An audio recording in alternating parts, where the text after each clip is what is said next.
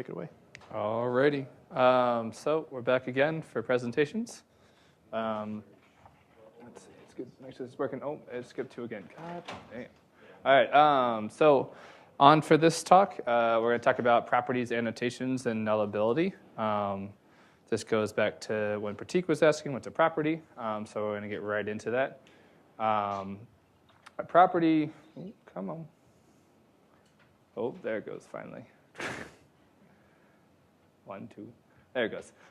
So properties are something that Java actually has. No one really follows the pattern because it just kind of looks a little strange and it makes it hard to control the visibility and the scope of those things.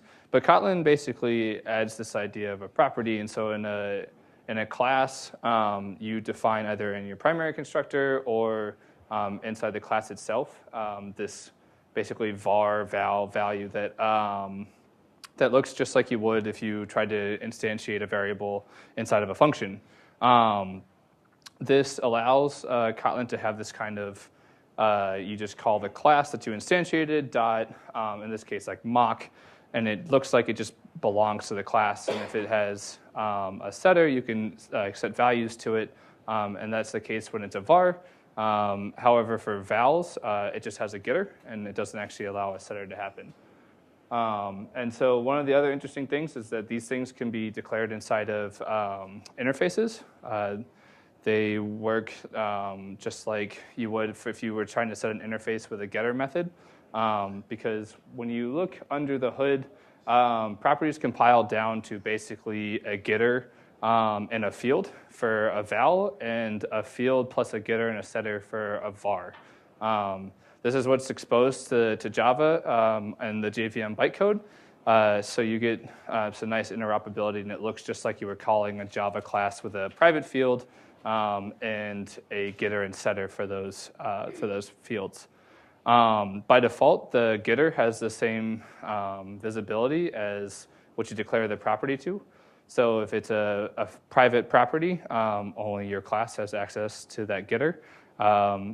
The setter actually defaults to the same visibility, but you can restrict its visibility to be less than what the property is initially set as. You can actually expose the setter to a higher visibility, though.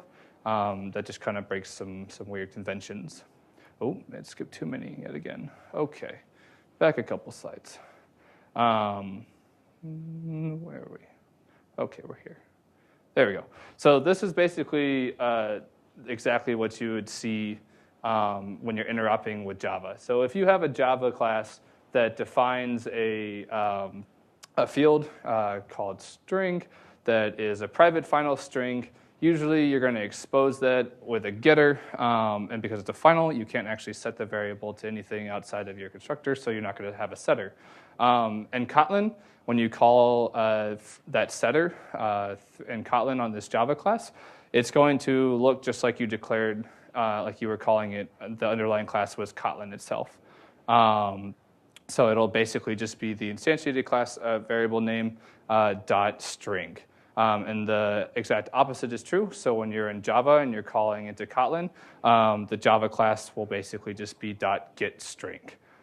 So the compiler just kind of writes all this down onto the JVM for you. So the interop is pretty nice. With var, again, like I said, it adds a setter. So again, you got that private Java field. You have a getter, and then you have a way of setting it. It prepends this get and set for you. So it just looks nice when you interop with Java. In the case of Booleans, you have, if you have the keyword, or I guess prefix is, it will actually keep that around for you and then change is to set for your setters. So it won't be, if your field is married, it won't change it to get married. It is still going to be is married. So another thing with Kotlin, since we wrap up a lot of this getters and setters and some of the extra stuff, we need to be able to allow, oh, yeah, go ahead. What do you have? Of course. This one? This one? Yeah. So in this one, let's say I don't have to use the predefined setter. I have to create my custom setter. So do I have to like explicitly mark the setter as private and then create my own setter. So let's say I need to like do some checks before setting the value in the setter. What do I do in that case? Like, so you're trying to restrict the scope of the setter, essentially? So like, let's say I want to set the value of a particular, let's say an integer, and then I want to check that the integer is, let's say, greater than 0 or something before actually setting the value, or otherwise set it to 0. So like, I want to use like a custom setter and not the default setter. So, what do I do in that case? So Kotlin does allow that. We'll actually see an example of it in a little bit. But you basically just have a set method directly below. Let me see if I can find that slide. Yeah, so you have a set method, looks just like that. And so when for this variable p, you can just say, here's my custom setter, and this is the value that it's being set to or being passed in on the right side of the equals for the caller. Okay, so then I don't have to privatize my setter in this case. No, if I just use the setter like this equals to that, it's gonna use this set method. Yeah, it will use that set method for you. Awesome, thanks. All right. So since a lot of this stuff is just kind of like wrapped up in syntactic sugar that Kotlin provides for us, oftentimes you want to annotate a lot of different things, like the method for get, or maybe the field that backs it.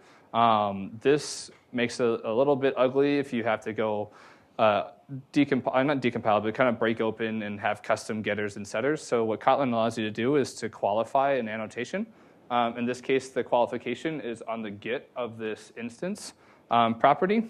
And what we're doing is saying, hey, on the JVM, we want to name this get method. Actually, we want to call it. So a JVM caller, like our Java, would call .it, and it would get the instance of this class. So there's a whole bunch of these. We have a qualification for a file. So if you want to apply, say, a suppression for lint across an entire Kotlin file, at the top you can do @file and then suppress, and suppress whatever warnings you want. Oftentimes like unused, or like you have like a deprecated method call throughout it.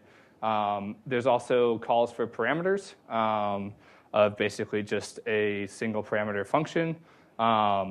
For your receivers on extension functions, you can annotate those, because in Java, they're actually the first argument in the parameter list. And then moving on down to like ones that affect properties, you have annotations on the property itself. You have annotations for the field that backs it, and then also for your getters and setters, as well as the set parameter that you're passing in for your custom setter, and then also for delegates. So an example of these are kind of like top level for suppressing any unused methods or instance variables. You can suppress this across the entire file. For the case of this extension function on an int, say you want to make an extension function on a resource string integer, and you want to convert it to a string and just kind of have this kind of clean extension function, you can have an annotation to make sure that receiver is actually a string res, much like if you were passing it in, you would annotate like @string res int in Java, just so you have a little bit of lint and validation there. The other ones are kind of just random examples.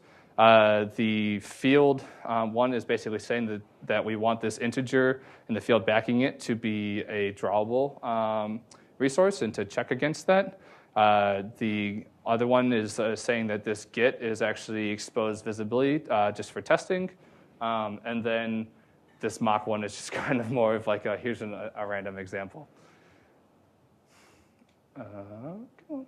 There it goes. So another cool thing you can do in Kotlin is you can delegate to your properties. Your properties can delegate to things to basically be instantiated. If you want to create a custom delegate for any vals that you want to be the delegate for, you have to implement a method called getValue. And then for vars, you also additionally have to do setValue. So here's what it would look like if you wanted to make an interface for this. You don't need to extend this interface. This interface doesn't actually exist in the language, but the two operator functions are what you actually need to implement. So there's that get value for val, and that basically just kind of gives you a reference as well as the property, and expects to be returned an instance of that type. Set gives you, again, just the reference, the property, and then also the value that it's going to be set to.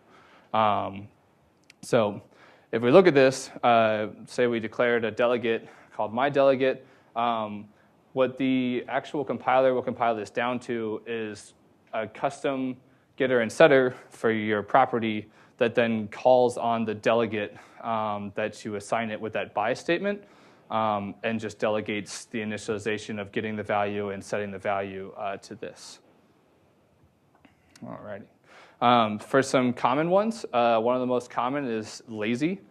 These aren't exactly great examples, just because you could simply just say equals for moo. But what lazy does is it allows you to wait for the first call and invocation on this property. And when that first call and invocation happens, it will then call that initialization block that you passed lazy, and then assign whatever value comes out of that to the backing field on that first invocation. So it lazily instantiates this variable. It's thread safe, and it does a couple extra things for you that's really nice, and you only ever call the initialization block once. It can only be a val. It can't be a var because it doesn't make too much sense. For the case of some other interesting ones, it's kind of magical. Looks pretty cool, though. You can back your properties with a map. This works pretty well for heterogeneous sets of data. So take, for example, JSON. So you can basically say, I want a var foo and a var bar, and they can have different value types, and your map that backs it can have a bounding type of any question mark, which means it's nullable. And so in this case, when you put something into foo as a string, what it'll do is it'll actually write foo as a string key. So it takes the property name, writes that as a key, as a string, and then the value that you put into it is what it gets stored in the map as the value. You can do this as well with a little bit simpler. You don't need this backed by map class or anything. You can simply actually pass in a map. And if you don't want those values to be mutable, you can pass in a map of, not a mutable map, and you can set those properties to vals. So to take a look at how, ooh, I skipped again. Boy, oh boy. Okay, so to take a look at kind of how this works, you instantiate foo, and then you assign foo to moo, and then bar to 5. And so when you go and you add this get map method that allows us to print the map out in the state of the world, when you print line of the map value, you'll see that inside the map you have the name foo, and it's assigned to its value moo. Bar is also assigned to 5. When you change it back to null, you get foo equals null, bar equals 5. It's a mutable map, and you can do the same with bar. Oh my goodness, okay. If you want to print it nicely so that when there's a nullable value and you don't want to print that out, you can just kind of filter the values by non-null. Okay. So another common use, not really a delegate, but more so just for properties, is called lateinit. There's cases when Kotlin realizes you don't have access to the constructor. Oftentimes in Android, this is an activity. You don't really construct an activity. You just get access to it when it gets created. And so because a non-null type has to be instantiated by the end of the constructor, you can't really do that in that case. And so the compiler exposes to you this keyword called lateinit. It says, I trust you, that you're going to provide me with a non-null value. It's the first thing you're ever going to do with this property. So it doesn't actually delegate to any additional code. Most delegates will basically just create an object behind it. But this simply just says, I trust that you will assign this as the first thing you do with this, And what will happen is if you actually don't do that and you try and access this property, it will blow up in runtime saying you didn't initialize this at all. It really only makes sense for non-null values because that's the only time you'll ever be forced to initialize it during like the initialization block. On to basically just null ability in Kotlin though. Kotlin has the idea of null ability built into its type system, which is super useful. You don't have to wrap it with an optional like Java 8. It's just kind of part of the type system. It's really nice. Every type has a nullable type that's kind of mapped to it. It's not part of the same type tree actually though. There's some interesting talks on how the type system works, and they go a little bit further into that. But basically any just says this is a non-null value, and any question mark says this is a nullable value. And so what that means is at runtime, not runtime, compile time, we can validate a lot of things that initially would blow up at runtime for Java. In the case of any here, we're assigning to a non-null value. We say it's a non-null type. The compiler will verify that you are setting it to a non-null value. For maybe here, we're saying it's a nullable any type, and so we can assign it to null, and the compiler does not complain. For these functions, you can see that show takes in a nullable parameter called maybe, and then tries to print it out. Really show takes in a non-null value or parameter called any, and then also attempts to print it out. Show can take both a non-null and nullable value, but it doesn't, because the parameter is defined as nullable, you have to check inside the method if it's non-null. However, with really show, because you declared the parameter as a non-null type, the compiler will complain that when you pass maybe in, you're passing in a nullable type, and it can't guarantee that you can unwrap and not encounter a null pointer exception. Down below, kind of hidden away, is this let statement and this safe call on it. We'll talk a little bit more about how to use let with nullable types when we start talking about some of the nice built-in functions in the standard library. So with null ability, you have this ability to have a safe invocation on things. Rather than always bound things with this if not null check, Kotlin takes this question mark and allows you to try and make a call against it, and it will basically do what's called a safe invocation. So this maybe.hashcode doesn't work because it's a nullable type, and it says, hey, this could throw a null pointer exception. I won't let this compile.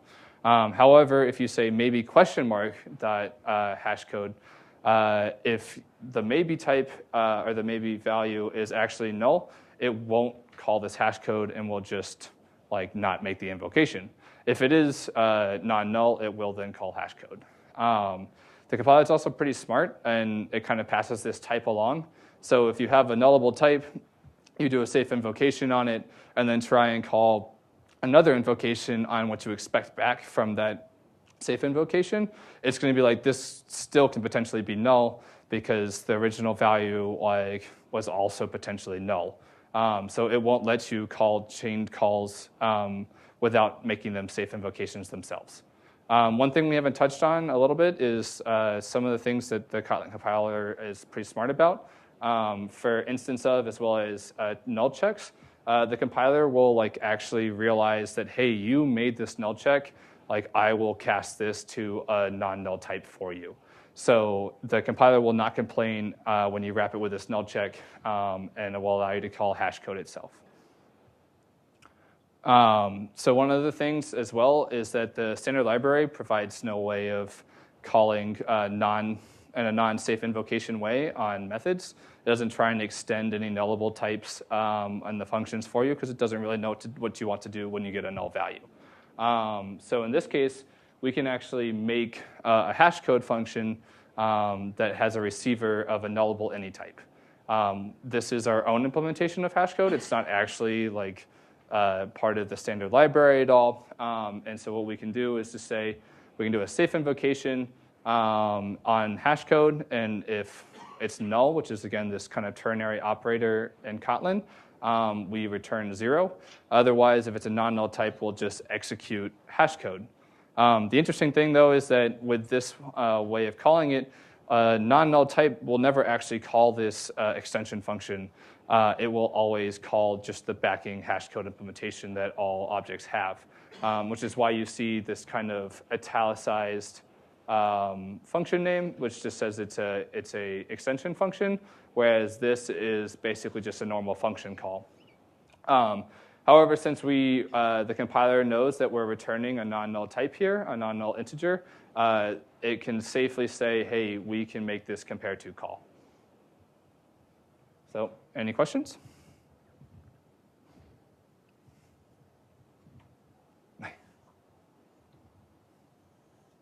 All right, silence from the crowd.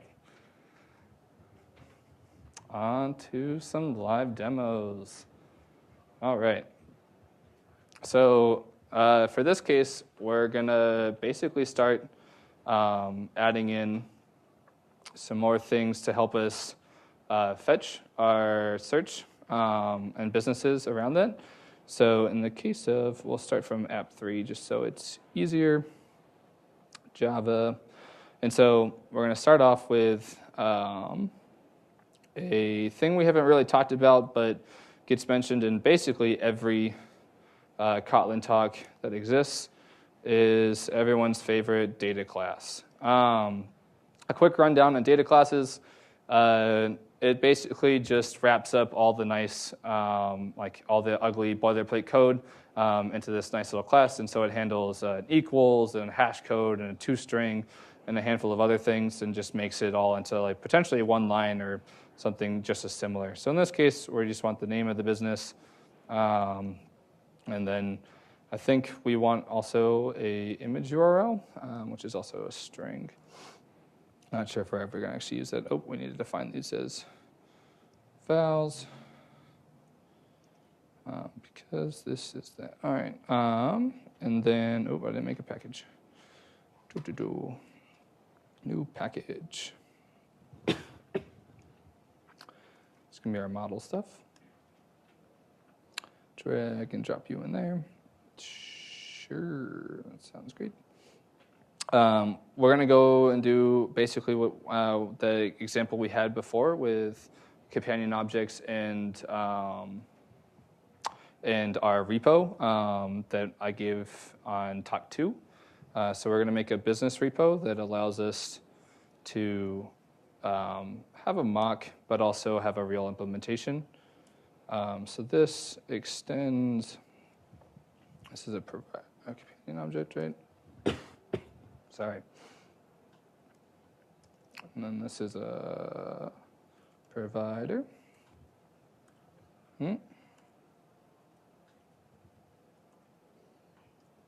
Type business repo. And then this will return.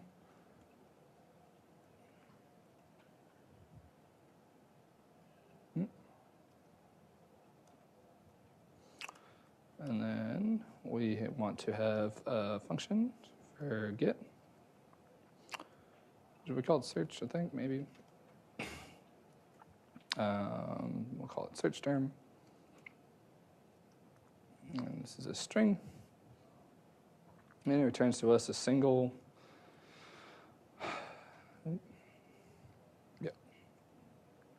list of businesses. And then in this case, we're just going to return single.just list of. So yeah, this is just going to basically be a default implementation. And we're not going to implement the network stuff a little bit later. For our fragment, we're basically going to go ahead and change this query so that we no longer just show the query. Oh, I don't have Vim, but okay. And so we're going to do, actually we need to add a property up here. So we want private val business repo, and that equals business repo dot instance. So now we have a way of hitting the network, not just quite yet, but then we're going to do business repo that search, and then we'll take in our query string. We can then say this is that. So basically, if this query is null, we can just kind of hand it in a blank so that we at least get some results back when people hit the search button. Oh, we need to do a subscribe. That's what we need to do. We're going to subscribe. We want to get the list back. We're going to, in this case, this subscribe is implementation of both on error and on success. So it gives us a possible result and also the error. However, since we're not doing any error handling, we're basically going to tell Kotlin we don't care about the error parameter it's handing us. So we do that with an underscore. We can then say when, and we're not going to bound it by anything, list double equals null. We're going to throw an error and just say unexpected error.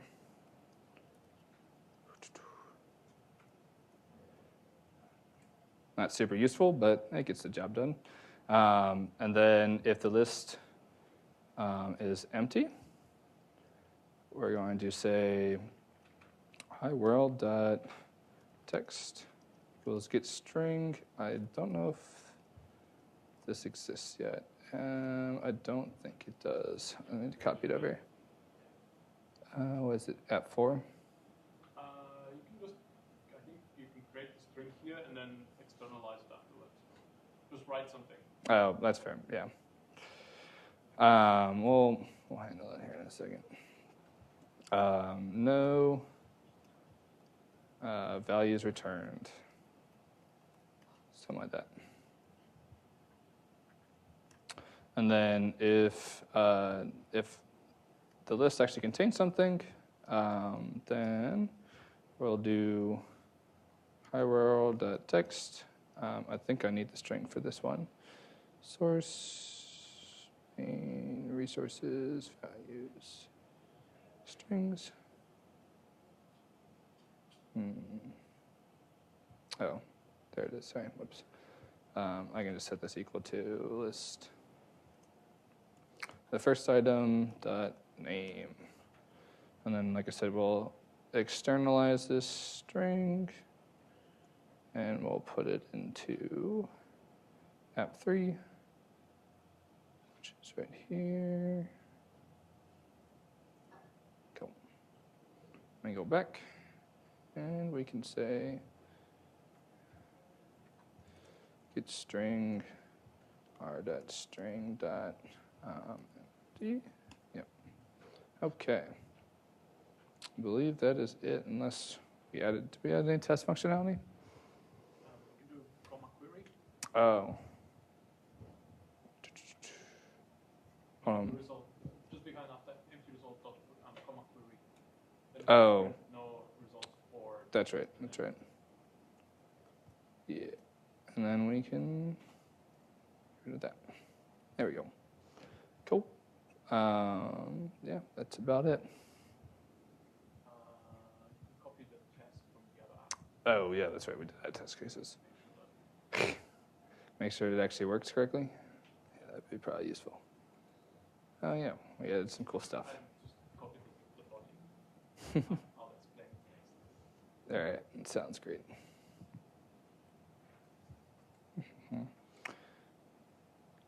All right, where's Android test? Main activity. Sure.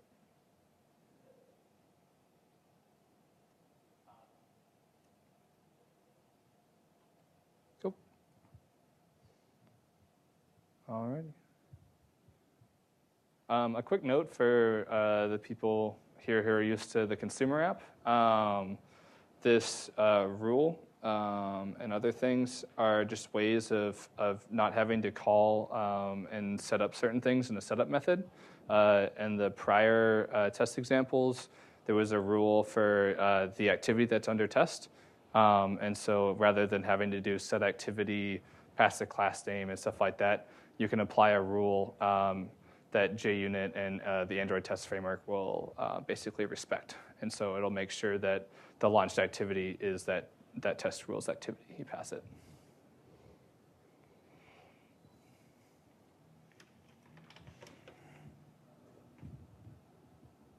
Cool. Yeah, so you have about half an hour to try to do the same, and then we'll continue with the next presentation.